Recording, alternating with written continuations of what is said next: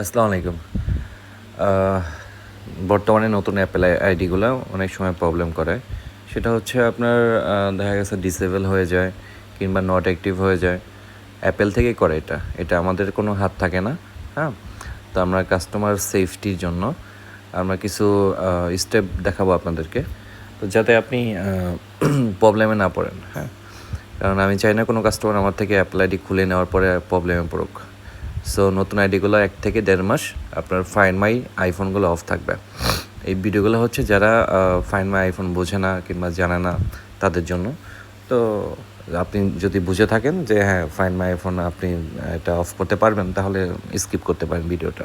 Okay, so first of all আপনি যাবেন settings, তারপরে অ্যাপল আইডি। আমি অলরেডি অ্যাপল অ্যাকাউন্টের ভিতরে আছি। দেন আপনি যাবেন হচ্ছে ফাইন্ড মাই। দেন এইখানে উপরে অপশনে যাবেন, তারপরে এই যে ফাইন্ড মাই আইফোন অপশনটা আছে সবার উপরে, এটা আপনারা অফ করে দেবেন।